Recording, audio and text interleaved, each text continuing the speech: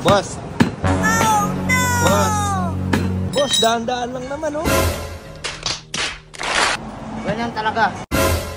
Ngayong araw nga, ikukondisyon namin yung aking enduro. Meron kasi kaming sinalihan na trail papunta ng Mount Pinatubo. Hindi rin biro yung pagsali sa mga ganitong event. Kaya dapat talaga yung mga gagamitin na motor ay nakondisyon para maiwasan natin yung abala at aberya. Ito nga pala yung isa sa mga ruta na dadaanan namin. Lahar tapos maraming bato. May mga river crossing din, uphill, downhill at marami pang iba. First time ko nga palang sumali sa event na to. Kaya dapat nakakondisyon talaga yung aking enduro para ulit yung adventure. Kaya tara, umpisahan na natin. At ito nga pala yung mga ilang pyesa na gagamitin ko. Unang-una, kailangan ko magpalit ng gulong. Primax nga pala yung gagamitin kong gulong. Maganda yung quality, maganda yung kapit. Saktuhan lang din yung presyo. Pang harap at pang likod na rin yung papalitan ko. Magpapalit din ako ng air filter. Napakahalaga nito dahil ito yung nagsasala ng dumi at talikabok na mula sa hangin bago pa ito pumasok sa ating mga makina. Every after trail nga pala ay ginagawa ko to dahil alam naman natin kapag off-road ay napakarami talagang alikabok. Kaya dapat palaging malinis yung ating air filter. Magpapalit din pala ako ng handle grip dahil sa kakasemplang siguro nabutas na yung ating handle grip.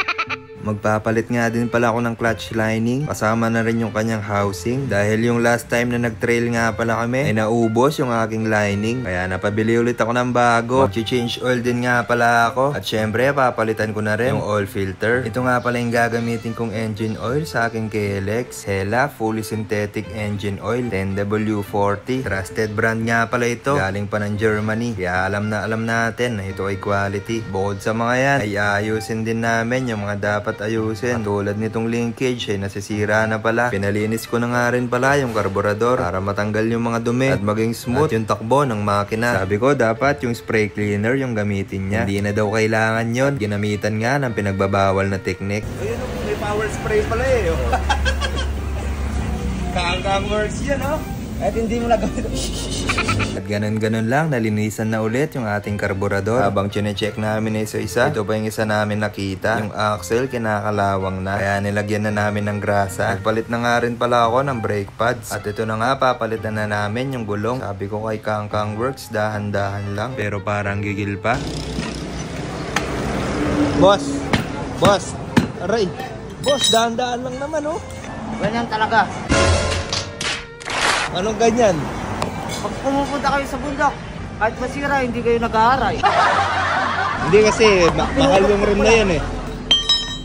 Mahal, o tignan mo, oh. Habang pinapalitan nga namin yung langis, akala ko bagong taon na. Yung ginamit na embudo kasi parang turotot. Boss! Ano yan? Embudo, turotot. Dito nga pala ako nagpagawa sa 1010 motorcycle parts. At sa wakas natapos na nga yung aking enduro. Kondisyon na. At ready na mag-trail papunta ng Pinatubo. Kita-kits bukas sa mga participants. Mga lagi tampan, kung may mga lagi tampan.